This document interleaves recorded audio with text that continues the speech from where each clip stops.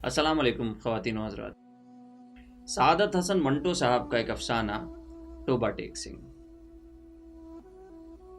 بٹوارے کے 2-3 سال بعد پاکستان اور ہندوستان کی حکومتوں کو خیال آیا کہ اخلاقی قیدیوں کی طرح پاگلوں کا تبادلہ بھی ہونا چاہیے، یعنی جو مسلمان پاگل ہندوستان کے پاگل خانوں میں ہیں انہیں پاکستان پہنچا دیا جائے، اور جو ہندو اور سکھ پاکستان کے پاگل خانوں میں ہیں انہیں ہندوستان کے حوالے کر دیا جائے۔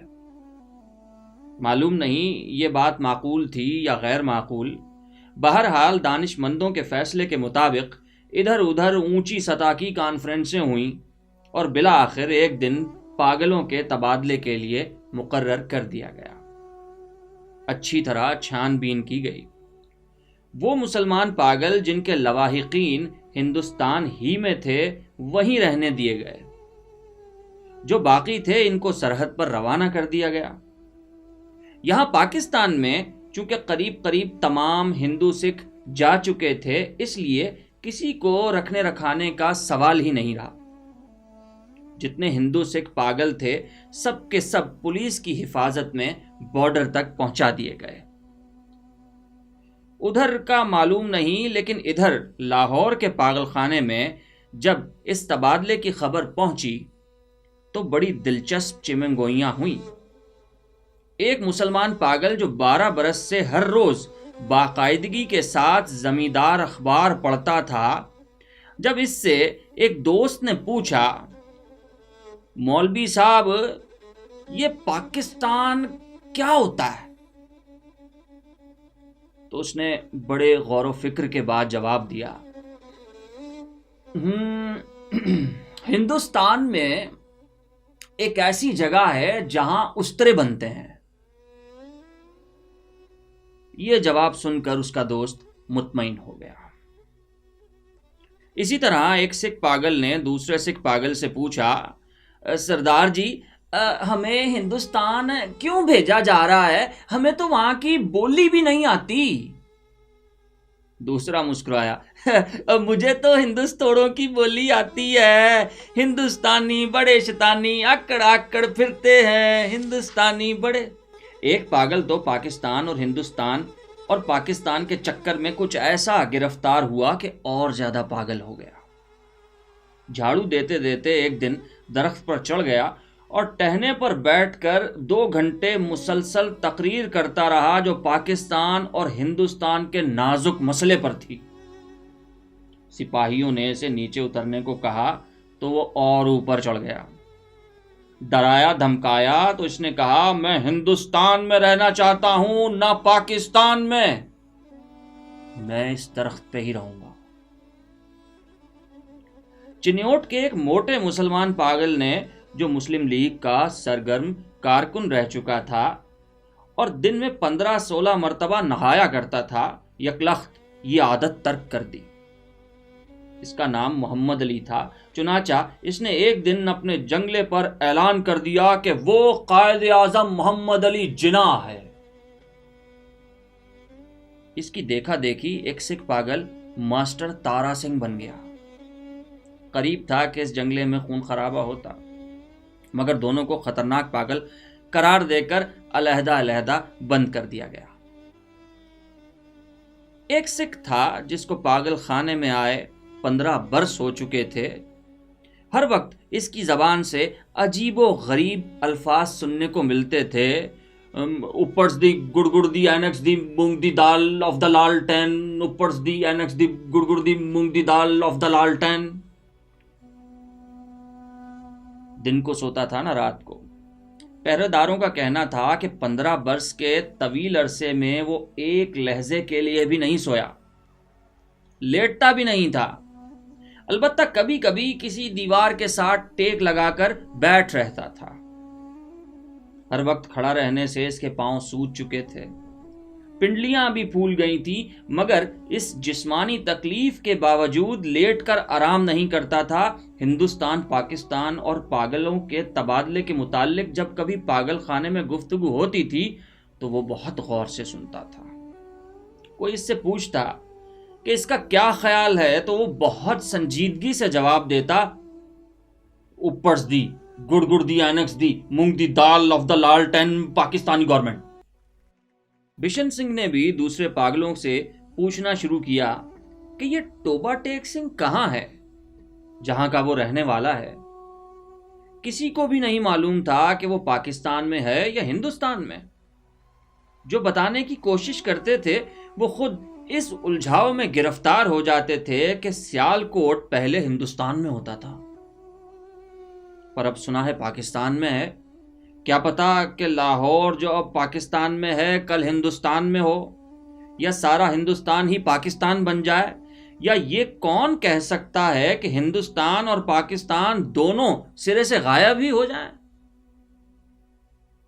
اس سکھ پاگل کے کیس چھدرے ہو کر بہت مختصر رہ گئے تھے۔ چونکہ بہت کم نہاتا تھا اس لیے داڑھی اور سر کے بال آپس میں جم گئے تھے، جس کے باعث اس کی شکل بہت بھیانک ہو چکی تھی، مگر آدمی بے ضرر تھا۔ 15 برسوں میں اس نے کبھی کسی سے جھگڑا فساد نہیں کیا تھا۔ پاگل خانے کے جو پرانے ملازم تھے وہ اس کے متعلق اتنا جانتے تھے کہ ٹوبہ ٹیک سنگھ کا رہنے والا ہے۔ وہاں اس کی کئی زمینیں ہیں، اچھا خاصا کھاتا پیتا ہے۔ اچانک دماغ پلٹ گیا۔ اس کے رشتہ دار لوہے کی موٹی موٹی زنجیروں میں اسے باندھ کر لائے اور پاگل خانے میں داخل کرا گئے۔ مہینے میں ایک بار ملاقات کے لیے یہ لوگ آتے تھے، اس کی خیر خیریت دریافت کرتے تھے۔ ایک مدت سے یہ سلسلہ جاری رہا، پر جب پاکستان ہندوستان کی گڑبڑ شروع ہوئی تو انہوں نے آنا ترک کر دیا۔ اس کا نام بشن سنگھ تھا، مگر سب اسے ٹوبہ ٹیک سنگھ کہتے تھے۔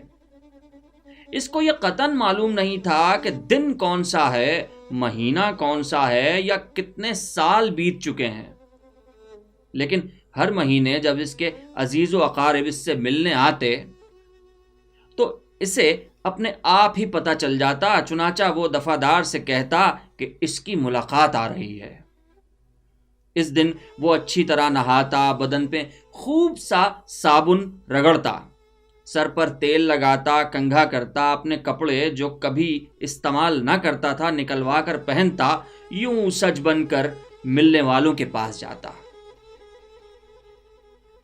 وہ اس سے کچھ پوچھتے تو وہ خاموش رہتا، یا کبھی کبھار اوپرز دی گڑ گڑز دی اینکس دی مونگ دی دال آف دا لالٹین کہہ دیتا تھا۔ اس کی ایک لڑکی تھی جو ہر مہینے ایک انگلی بڑھتے بڑھتے 15 برسوں میں جوان ہو گئی تھی۔ بشن سنگھ اس کو پہچانتا بھی نہیں تھا۔ وہ بچی تھی، جب بھی اپنے باپ کو دیکھ کر روتی تھی، جوان ہوئی تب بھی اس کی آنکھوں میں آنسو بہتے رہتے تھے۔ پاکستان اور ہندوستان کا قصہ شروع ہوا تو اس نے دوسرے پاگلوں سے پوچھنا شروع کیا کہ ٹوبہ ٹیک سنگھ کہاں ہے۔ جب اطمینان بخش جواب نہ ملا تو اس کی کریت دن بدن بڑھتی گئی۔ اب ملاقات بھی نہیں آتی تھی۔ پہلے سے اپنے آپ پتہ چل جاتا تھا کہ ملنے والے آ رہے ہیں، پر اب جیسے اس کے دل کی آواز بھی بند ہو گئی تھی جو اسے ان کی آمد کی خبر دیا کرتی تھی۔ اس کی بڑی خواہش تھی کہ وہ لوگ آئیں جو اس سے ہمدردی کا اظہار کرتے تھے اور اس کے لیے پھل، مٹھائیاں، کپڑے لاتے تھے۔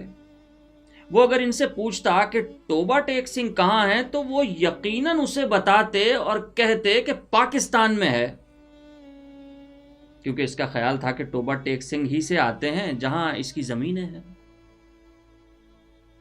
پاگل خانے میں ایک ایسا پاگل تھا جو خود کو خدا کہتا تھا۔ اس سے جب ایک روز بشن سنگھ نے پوچھا کہ ٹوبہ ٹیک سنگھ اب مونگ دی دال آف دا لالٹین، واہے گرو جی کا خالصہ، واہے گرو جی کی فتح، ست سری اکال، جو بولے سو نہال۔ شاید اس کا مطلب یہ تھا کہ تم مسلمانوں کے خدا ہو، سکھوں کے خدا ہوتے تو میری بات ضرور سنتے۔ تبادلے سے کچھ دن پہلے ٹوبہ ٹیک سنگھ کا ایک مسلمان دوست ملاقات کے لیے آیا۔ وہ پہلے کبھی نہیں آیا تھا۔ جب بشن سنگھ نے اسے دیکھا تو ایک طرف ہٹ گیا اور واپس جانے لگا، مگر سپاہیوں نے اسے روکا۔ یہ تم سے ملنے آیا ہے، تمہارا دوست فضل دین ہے۔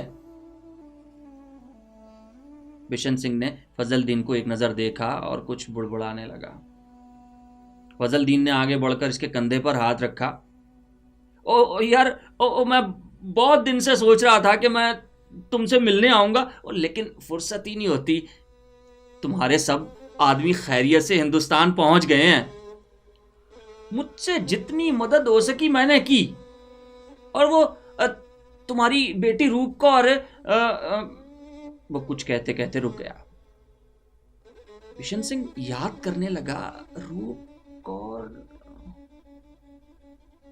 فضل دین نے رک رک کر کہا، ہاں وہ بھی ٹھیک ہے، ٹھیک ٹھاک ہے، وہ ان کے ساتھ ہی چلی گئی۔ بشن سنگھ خاموش رہا۔ فضل دین نے کہنا شروع کیا، انہوں نے مجھ سے کہا تھا کہ تمہاری خیر خیریت پوچھتا رہوں۔ اب میں نے سنا ہے کہ تم ہندوستان جا رہے ہو، تو بھائی بلبیر سنگھ اور بھائی دواجا سنگھ کو میرا سلام کہنا، اور میری بہن امرت کور سے بھی۔ بھائی بلبیر سنگھ سے کہنا فضل دین راضی خوشی ہے، اور وہ بھوری بھینسیں جو وہ چھوڑ کے گئے تھے ان میں سے ایک نے کٹا دیا ہے، اور دوسری کٹی ہوئی تھی، وہ 6 دن بعد مر گئی۔ میرے لائق کوئی خدمت ہو تو کہنا، میں ہر وقت تیار ہوں۔ تمہارے لیے تھوڑے سے مرونڈے لایا ہوں۔ بشن سنگھ نے مرونڈوں کی پوٹلی لے کر پاس کھڑے سپاہی کے حوالے کر دی اور فضل دین سے پوچھا، یہ ٹوبا ٹیک سنگھ کہاں ہے؟ فضل دین نے قدر حیرت سے کہا، کہاں ہے؟ وہیں ہے جہاں تھا۔ بشن سنگھ نے پھر پوچھا، ٹوبا ٹیک سنگھ پاکستان میں ہے کہ ہندوستان میں؟ وہ ہندوستان میں، نہیں پاکستان میں۔ فضل دین بھوکلا سا گیا۔ بشن سنگھ بڑبڑاتا ہوا چلا گیا، اوپرز دی اینکس دی بڑبڑ دی مونگ دی دال آف دا لالٹین، پاکستانی گورنمنٹ ہندوستانی گورنمنٹ دور فٹے منہ۔ تبادلے کی تیاری مکمل ہو چکی تھی۔ ادھر سے ادھر، ادھر سے ادھر آنے والے پاگلوں کی فہرستیں پہنچ گئی تھیں، اور تبادلے کا دن بھی مقرر ہو چکا تھا۔ پاگلوں کی اکثریت اس تبادلے کے حق میں نہیں تھی، اس لیے کہ ان کی سمجھ میں نہیں آتا تھا کہ انہیں اپنی جگہ سے اکھاڑ کر پھینکا کیوں جا رہا ہے۔ وہ چند جو کچھ سمجھ سکتے تھے پاکستان زندہ باد اور پاکستان مردہ باد کے نعرے لگا رہے تھے۔ 2-3 مرتبہ فساد ہوتے ہوتے بچا، کیونکہ بعض مسلمان اور سکھوں کو یہ نعرے سن کر طیش آ گیا تھا۔ جب بشن سنگھ کی باری آئی اور واگا کے اس پار متعلقہ افسر اس کا نام رجسٹر میں درج کرنے لگا تو اس نے پوچھا، باؤ جی، یہ ٹوبا ٹیک سنگھ پاکستان میں ہے کہ ہندوستان میں؟ متعلقہ افسر ہنسا، ارے وہ پاکستان میں ہے۔ یہ سن کر بشن سنگھ اچھل کر ایک طرف ہٹا اور دوڑ کر اپنے باقی ماندہ ساتھیوں کے ساتھ پہنچ گیا۔ پاکستانی سپاہیوں نے اسے پکڑ لیا اور دوسری طرف لے جانے لگے، مگر اس نے چلنے سے انکار کر دیا۔ اور ٹوبا ٹیک سنگھ یہاں ہے، ٹوبا ٹیک سنگھ پاکستان میں ہے۔ وہ زور زور سے چلانے لگا، اوپرز دی اینکس دی بڑبڑ دی مونگ دی دال آف دا لالٹین، ٹوبا ٹیک سنگھ آف دا پاکستان۔ اسے بہت سمجھایا گیا کہ دیکھو، اب ٹوبا ٹیک سنگھ ہندوستان میں چلا گیا ہے، اگر نہیں گیا ہے تو ہم اسے فوراً وہاں پہنچا دیں گے، مگر وہ نہ مانا۔ اسے بہت سمجھایا گیا کہ دیکھو، اب ٹوبا ٹیک سنگھ ہندوستان چلا گیا ہے، اگر نہیں گیا ہے تو اسے فوراً وہاں پہنچا دیا جائے گا، مگر وہ نہ مانا۔ جب اس کو زبردستی دوسری طرف لے جانے کی کوشش کی گئی تو وہ درمیان میں ایک جگہ اس انداز میں اپنی سوجی ہوئی ٹانگوں پر کھڑا ہو گیا جیسے اب اسے کوئی طاقت اس جگہ سے ہلا نہیں سکتی۔ آدمی چونکہ بے ضرر تھا، اس لیے اس سے مزید زبردستی نہ کی گئی، اس کو وہیں چھوڑ کر تبادلے کا باقی کام جاری رہا۔ سورج نکلنے سے ذرا پہلے ساکت و صامت بشن سنگھ کے حلق سے ایک فلک شگاف چیخ نکلی۔ ادھر ادھر سے کئی افسر دوڑے آئے اور دیکھا کہ وہ آدمی جو 15 برس سے دن رات اپنی ٹانگوں پر کھڑا تھا، اوندھے منہ پڑا ہے۔ ادھر خاردار تاروں کے پیچھے ہندوستان تھا، ادھر ویسے ہی تاروں کے پیچھے پاکستان تھا، اور درمیان میں زمین کے اس ٹکڑے پر جس کا کوئی نام نہیں تھا، ٹوبا ٹیک سنگھ پڑا تھا۔ اوپرس دی گڑ گڑ دی اینکس دی مونگ دی دال آف دا لالٹین، پاکستانی گورنمنٹ، ہندوستانی گورنمنٹ۔